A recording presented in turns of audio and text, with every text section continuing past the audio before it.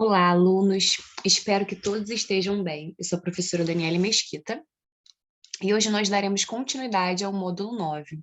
Então, nós vamos continuar aqui falando sobre Manuel Bandeira. Vamos lá.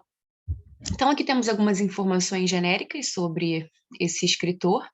Manuel Bandeira nasceu no ano de 1886 em Recife. Ainda jovem, mudou-se para o Rio de Janeiro, onde ingressou na Escola Politécnica. Entretanto, foi obrigado a abandoná-la devido a um grave, problema de saúde que o acompanhou pela vida toda. Participou à distância da Semana de Arte Moderna com o poema Os Sapos, lido por Ronald de Carvalho. Foi um dos momentos mais intensos do evento. Esse evento que em si só já tem muita intensidade, né? Trabalhou como cronista de diversos jornais, faleceu em 1968, consagrado, acho essa palavra tão bonita, como um dos maiores poetas brasileiros. Suas principais obras são A Cinza das Horas, Carnaval, O Ritmo Dissoluto, Libertinagem, Estrela da Manhã, Lira dos 50 Anos, Belo Belo e Estrela da Tarde. Beleza. Então vamos continuar aqui o nosso módulo. Características e temas. A obra de Manuel Bandeira representa na literatura brasileira a consagração da poesia moderna. Instaura-se em seus versos algo de diferente dos modernistas de 1922, que é a inserção do eu lírico no cotidiano. Então, é como assim, o cotidiano, o dia a dia, eventos simples, né, que poderiam de fato ter acontecido, vão ser tematizados na literatura do escritor. Então, ou seja, faz o seguinte somatório: eu mais cotidiano. Percebe-se dessa forma uma busca pela síntese entre o subjetivo e o objetivo. A poesia de Manuel Bandeira é permeada pelo humor, pela autoironia e pelo ceticismo. A sua obra possui uma grande variabilidade temática, ou seja, vários temas são retratados na literatura dele, sendo praticamente toda ela constituída a partir de uma visão melancólica da existência. Isso se deve à sua vida de reclusão, né? Então há um melancolismo, né? Um certo pessimismo. Isso se deve à sua vida de reclusão em consequência da doença, que o mantinha em constante expectativa de morte. Horrível, né? Nossa. Expectativa, ou seja, ele esperava que a qualquer momento ele fosse falecer. E é lógico que isso vai influenciar na literatura dele, né? Pode-se dividir sua produção nos seguintes temas. Gente, esse autor é maravilhoso. Então, olha só: autobiografia, fantasia, cotidiano e social. Destaca-se ainda a utilização de uma linguagem coloquial. Então, nós já falamos sobre isso. O modernismo, ele visava romper. Ele queria ser diferente, né? Então, lembra que a gente conversou também que, inclusive, a Semana de Arte Moderna que aconteceu em São Paulo em 1922, aconteceu, olha, 1922, 1822, esse centenário não é, né, 100 anos depois, isso não é por acaso. Né? Então, havia aqui uma preocupação com essa brasilidade, com essa nacionalidade. E aí, o modernismo ele vai buscar o quê? Buscar a fala do brasileiro, né? De fato. Então, o modernismo ele vai abraçar muito essa linguagem mais informal. Não significa que não vai haver, que não significa que todos vão falar, vão escrever, né? Usando a linguagem coloquial, mas isso vai ser muito forte. Então, destaca-se ainda a utilização de uma linguagem coloquial, essa aparente simplicidade e sutileza criativa é que faz de Manuel Bandeira um dos maiores nomes da poesia de língua portuguesa de todos os tempos. Então, temos aqui autobiografia, primeiro tópico. Revela-se aqui a infância do escritor em Recife e demonstra-se a dor de viver, a desilusão diante da vida por conta da doença também, né? A presença da morte, essa expectativa, né? Vamos ler um dos primeiros poemas do autor. Eu amo esse poema. encontrado em seu primeiro livro, A Cinza das Horas. Então, temos aqui desencanto. Então, o próprio título, né, já nos traz essa referência, esse pessimismo. Eu faço versos como quem chora, de desalento, de desencanto. Fecho meu livro, se por agora não tens motivo nenhum de pranto. Meu verso é sangue, volúpia ardente, tristeza esparsa, remorso vão. Dói-me nas veias, amargo e quente, cai gota a gota do coração. E nestes versos de angústia rouca, assim dos lábios e vida corre, deixando um acre sabor na boca. Eu faço versos como quem morre. Então a gente percebe essa expectativa, né, da chegada da morte a qualquer momento, né? Então eu faço versos como quem morre, né? Eu faço versos esperando que, inclusive, Manuel Bandeira também tem um verso, não sei se vai aparecer aqui, que ele fala: quando a indesejada das gentes chegar, ou seja, inclusive a indesejada ele grafa com letra maiúscula. Quem é indesejada? É a morte, né? Então ele usa um eufemismo, que é uma suavização. Ao invés de dizer morte, ele fala indesejada, porque de fato a morte é, né? De modo geral, bastante indesejada. Então vejam como a gente tem aqui um sujeito poético muito introspectivo, ele dialoga com o leitor, né? Fecha meu livro. Ele usa esse verbo no imperativo. Então, Teresópolis, 1912. Vamos ler agora o mais célebre poema encontrado no seu quarto livro, Libertinagem, marca do modernismo brasileiro. Então, temos aqui esse poema que se intitula Profundamente. Quando ontem adormeci, na noite de São João, havia alegria e rumor. Estrondos de bombas, luzes de bengala, vozes, cantigas e risos. Ao pé das fogueiras acesas, no meio da noite despertei, não ouvi mais vozes nem risos, apenas balões passavam errantes, silenciosamente. Apenas de vez em quando o ruído de um bonde cortava o silêncio, como um túnel, onde estavam os que há pouco dançavam, cantavam e riam. Ao pé das fogueiras acesas, estavam todos dormindo, estavam todos deitados, dormindo profundamente. Quando eu tinha 6 anos, não pude ver o fim da festa de São João porque adormeci. Hoje não ouço mais as vozes daquele tempo. Minha avó, meu avô, Totônio Rodrigues, Tomásia, Rosa. Onde estão todos eles? Estão todos dormindo. Estão todos deitados, dormindo profundamente. Nossa, esse poema é muito forte, né? Então, nós temos aqui, percebam que esse poema tem um ritmo e ele tem uma marcação, né, quanto às estruturas sintáticas. Então, a gente tem aqui: quando ontem adormeci, na noite de São João, havia alegria e rumor, estrondos de bombas, luzes de bengala, vozes, cantigas e risos, ao pé das fogueiras acesas. No meio da noite despertei, não ouvi mais vozes nem risos. Apenas balões passavam errantes. Silenciosamente, apenas de vez em quando, o ruído de um bonde cortava o silêncio, como um túnel.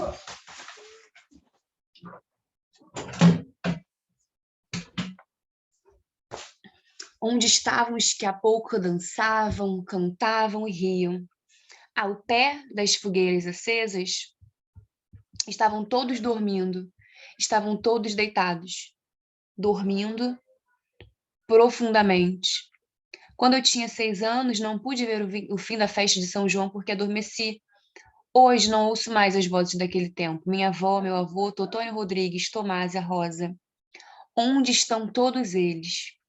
Estão todos dormindo, estão todos deitados, dormindo profundamente. Então ele pergunta pela avó, ele pergunta pelo avô, por outras pessoas, né, que vão receber um nome. E aí quando ele diz aqui, estão todos dormindo, estão todos deitados, dormindo, então ele enfatiza esse dormindo. Depois, quando ele usa o advérbio de modo profundamente, a gente tem aqui também esse eufemismo, dormindo profundamente. o que ele está sugerindo aqui, muito provavelmente, é o sono derradeiro, né? Ou seja, a morte. Então, a morte vai ser muito presente nos poemas de Manuel Bandeira. E aí, gente, agora nós temos outro tópico que é fantasia. Nesse tema, Manuel Bandeiro cria mundos mágicos, situações inusitadas, sempre com humor. Entretanto, a atitude do eu lírico diante desse mundo novo, idealizado, não deve ser comparada com a atitude romântica, na qual o poeta acreditava piamente naquilo que constituía. Em Bandeira, encontramos a constante autoironia diante da impossibilidade de concretização da fantasia. Então, ele é irônico, né? Já que isso é improvável, já que isso é impossível, então vou usar isso, né? Eu vou olhar para isso ironicamente. Existem diversos poemas em que o poeta estabelece tais fantasias, dentre eles temos As Três Mulheres, do Sabonete Araxá, e Vou-me Embora para Passárgada, o mais célebre de todos, com certeza. Então, ó, Vou-me Embora para Passárgada. Percebam que esse pra linguagem coloquial, né? Vou-me embora para Passárgada, lá sou amigo do rei, lá tenho a mulher que eu quero, na cama que escolherei, vou-me embora para Passárgada. Vou-me embora para Passárgada, aqui eu não sou feliz. Lá a existência é uma aventura, de tal modo inconsequente, que Joana, a louca de Espanha, rainha e falsa demente, vem a ser contraparente da nora que nunca tive. E como farei ginástica, andarei de bicicleta, montarei em burro brabo, subirei no pau de sebo, tomarei banho de mar. E quando estiver cansado, deito na beira do rio, mando chamar a mãe d'água para me contar as histórias que no tempo de eu menino Rosa vinha me contar. Vou-me embora para Passárgada. Em Passárgada tem tudo. É outra civilização. Tem um processo seguro de impedir a concepção, tem telefone automático, ou seja, que é a fantasia, né? De fato, ele está se referindo a um lugar que não existe. Tem telefone automático, tem alcaloide à vontade, tem prostitutas bonitas para a gente namorar. E quando eu estiver mais triste de não ter jeito, quando de noite me der vontade de me matar, lá sou amigo do rei.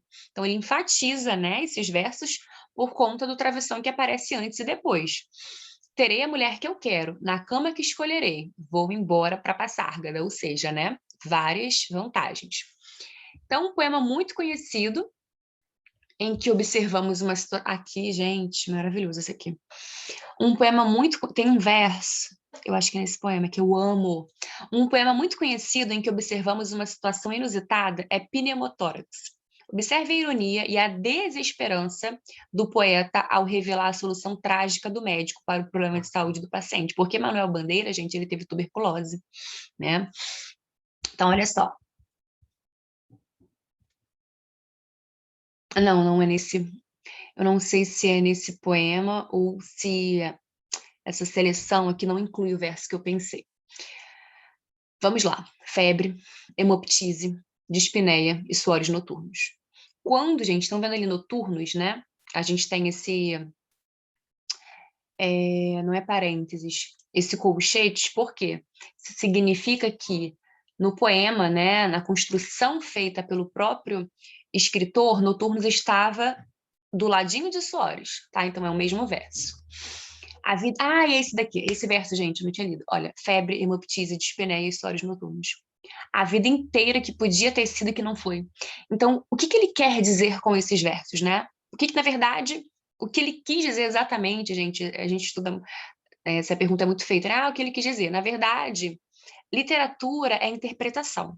Interpretação, ela não é uma só, são várias, né? Então, o que você entende, né? O que você entende desse poema, desses versos? Aí nós temos aqui a vida inteira que podia ter sido e que não foi. Por que ele diz isso? Porque ele diz ali os sintomas, né? Febre, hemoptise, dispneia e suores noturnos. A vida toda, a vida inteira que poderia ter sido e que não foi, porque ele ficou o tempo todo esperando essa morte, né? E, na verdade, o que a gente vai descobrir ali, eu acho que não apareceu, né, quando nós lemos, é que Manuel Bandeira, ao contrário do que se esperava, né, porque ele tinha uma doença séria para a época, que é a tuberculose, e era muito comum, e as pessoas faleciam mais cedo, né, gente, com o tempo, a expectativa de vida ela vai aumentando. E Manuel Bandeira não faleceu cedo. Se eu não me engano, Manuel Bandeira faleceu aos 83 anos de idade. Vou confirmar, até terminar. Quando eu terminar de ler esse poema, eu vou verificar essa informação. Aí depois, tosse, tosse, tosse. Então, ó, temos aí tosse que aparece 3 vezes. Então, isso nos sugere o quê? De fato, né? O barulho da tosse. Tosse, tosse, tosse.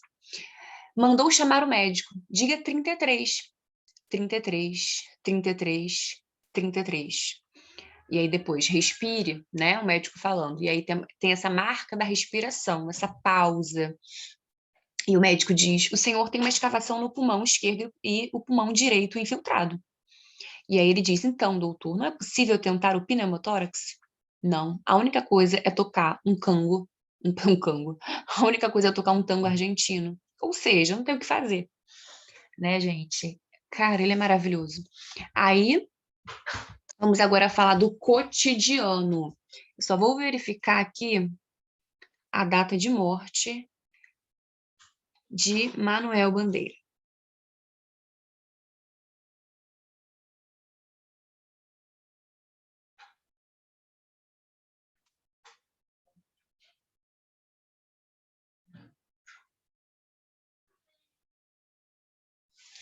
Então, ó, 82 anos, gente. Ele nasceu em 1886 e ele faleceu em 1968. Acho que eu tinha falado 83, né? Ele faleceu aos 82 anos. Ou seja, para a época, era muito bom, né? Ele viveu bastante. Então, quando eu sempre lembro esse verso, a vida inteira que poderia ter sido e não foi. Eu acho esse verso de uma beleza. Enfim, cotidiano, porque isso me remete muito a se eu fizesse tal coisa, né? O que aconteceria? Se eu, né? Então, a vida inteira, sempre que a gente toma uma decisão, alguma coisa vai ficar para trás, e alguma coisa ali, né? Seria automaticamente, né? Uma vida que teria sido, mas que não foi, porque foi interrompida, né? Isso, se a gente parar para pensar, isso é muito filosófico. Agora, cotidiano, o prosaico, o banal e o diário ganham uma profundidade lírica impressionante na poética de Bandeira. Cenas que passam despercebidas pelos olhos distraídos desvelam-se em seus poemas de suma importância, levando-nos em consequência à indagação existencial. A morte é, ao mesmo tempo, o motivador para a desilusão da vida e o grande momento de libertação do homem. Vamos ler um de seus poemas, um de seus mais belos poemas. Momento num café. Quando o enterro passou, os homens que se achavam no café tiraram o chapéu maquinalmente, saudavam o morto distraídos.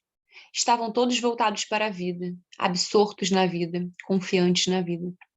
Um, no entanto, se descobriu num gesto largo e demorado.